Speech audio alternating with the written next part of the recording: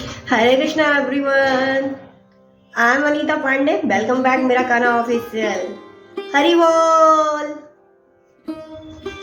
आज हम अपने भगवत गीता का सेकंड चैप्टर रीड कर रहे थे पहले, तो आज हम उसी को कंटिन्यू करेंगे। तो आज हमने फर्स्ट और सेकंड श्लोक देख लिया था, तो आज हम अपने थर्ड श्लोक से करना स्टार्ट करेंगे। और आज भी हम ज़्यादा नहीं, 2-3 श्लोक ही करेंगे, क्योंकि जब वीडियो लंबी हो जाती है तो लोग देखना पसंद नहीं करते। तो इसलिए हम थोड़ा थोड़ा ही करेंगे ताकि लोगों को भी पसंद, वो भी देख सके और उनके काम आ सके। हरि बोल, हरे कृष्णा। हमारा थर्ड श्लोक कह रहा है कैवल्यम मम शम गमः पार्थ न एतत् त्वयि उपत्यते क्षुद्रम हृदय दुर्बल्यम त्वय्कत्व उत्कृष्ट परंतप। इसका मतलब ये हुआ कि क्या कहते हैं, हे पृथ्वी पुत्र, हे प्रथा पुत्र, जो प्रथा पुत्र इस हीन नपुंसकता को प्राप्त मत हो, यह तुम्हें शोभा नहीं देती। हे शत्रुओं के दमन करता, हृदय के क्षुद्र दुर्बलता को त्याग कर युद्ध के लिए खड़े हो जाओ। ये कौन कहता है? ये हमारे श्री कृष्ण भगवान किससे कह रहे हैं? अर्जुन से कह रहे हैं। तो अर्जुन को प्रथा पुत्र के रूप में संबोधित किया है माधव ने। तो उन्होंने प्रथा पुत्र क्यों किया? क्योंकि वो जो अर्जुन है, जो प्रथा थी, वो कृष्ण के पिता वासुदेव की बहन थी। तो इस तरह से कृष्ण और अर्जुन का एक खून का रिश्ता भी था। तो यदि क्षत्रिय पुत्र लड़ने से मना कर दे तो वह क्षत्रिय नहीं कहलाता, और अगर ब्राह्मण पुत्र अपवित्र कार्य करे तो ब्राह्मण नहीं कहलाता।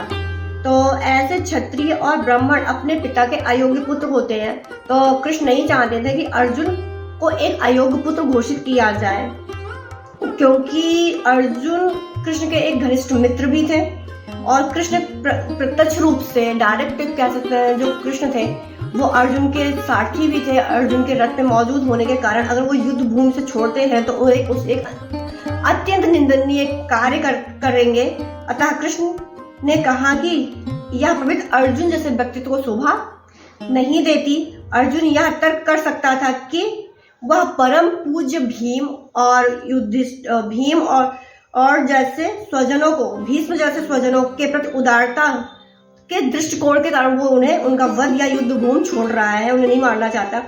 किंतु कृष्ण जैसे उदारता का मतलब केवल एक दुर्बल हृदय से संबोधित मानते हैं। ऐसी झूठी उदारता का अनुमोदन एक भी शस्त्र नहीं करता, कि शास्त्र जो होते हैं वो ऐसी दुर्बलता के बारे में बिल्कुल नहीं कहते।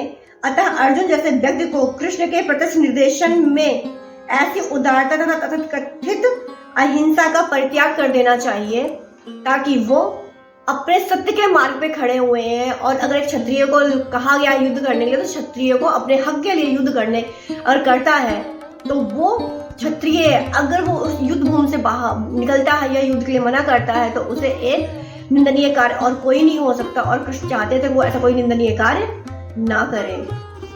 अब हमारे फोर्थ श्लोक जो है वो क्या कह रहा है? तो अर्जुन वाच्य है, तो उसमें क्या कहते हैं? कथम भीष्म अहम शंके द्रोणम च मधुसूदन इशुभु प्रत्योत्स्यामि पूजा अहो अरिशुदन। इसका क्या मतलब है? इसमें कहा गया है, अर्जुन ने कहा, हे शत्रुहंता, हे मधुसूदन, मैं युद्ध भूमि में किस तरह से भीष्म तथा द्रोण जैसे पूजनीय व्यक्तियों पर उलटकर बाण चलाऊं। तो इसका मतलब क्या कहा गया कि मतलब अर्जुन जो है वो कृष्ण से कुछ तर्क देते हैं, उनसे कुछ बातें कहते हैं। तो वो क्या कहते हैं? भीष्म जैसे पितामह और द्रोणाचार्य जैसे सम्मानीय व्यक्ति सदैव ही पूजनीय हैं। यदि वे आक्रमण करते भी हैं तो उनमें पलटकर आक्रमण नहीं करना चाहिए, वह सामान्य शिष्टाचार है। अगर वो वाक्य युद्ध भी करते हैं तो ऐसे गुरुजनों से वाक्य युद्ध भी नहीं किया जा सकता। अगर वो कभी किसी कारण से रुच व्यवहार भी करते हैं तो उनसे रुच व्यवहार नहीं किया जाना चाहिए। तो फिर भला अर्जुन उन पर बाण कैसे छोड़ सकता है? तो छोड़ सकता है। क्या कृष्ण कभी आपने पितामह नाना उग्रसेन तथा अपने आचार्य संदीपानी मुनि पर हाथ चला सकते हैं? अर्जुन ने कृष्ण के समझ कुछ ऐसे तर्क रखे या उनसे कुछ ऐसे सवाल पूछे। 5वां श्लोक कह रहा है, गुरून् हत्वा हि महा अनुभवन श्रेयोक्तम वैश्यम अपि इह लोके हत्वा अर्थ कामन तु गुरून् इह एव भुज्य भोगान रुधिर प्रतिज्ञान। इसका मतलब है, ऐसे महापुरुषों को जो मेरे गुरु हैं उन्हें मारकर जीने की अपेक्षा इस संसार में भीख मांगकर खाना अच्छा है। भले ही वे सांसारिक लाभ के इच्छुक हों, किंतु वो गुरुजन ही हैं। यदि उनका वध होता है तो हमारे द्वारा भोग्य प्रत्येक वस्तु उनके रक्त में सनी हुई है। तो अर्जुन कृष्ण से कह रहे हैं, शास्त्रों के अनुसार ऐसे शास्त्रों अगर देखा जाए तो शास्त्रों के अनुसार ऐसे गुरु जो निंदनीय कार्य में रत हैं, जो विवेक शून्य हो गए हैं, जो जिनका विवेक एकदम से खत्म हो चुका है इस समय, दुर्योधन के आर्थिक सहायता लेने के लिए भीष्म और द्रोण उनका पक्ष लेने के लिए बाध्य हो गए हैं।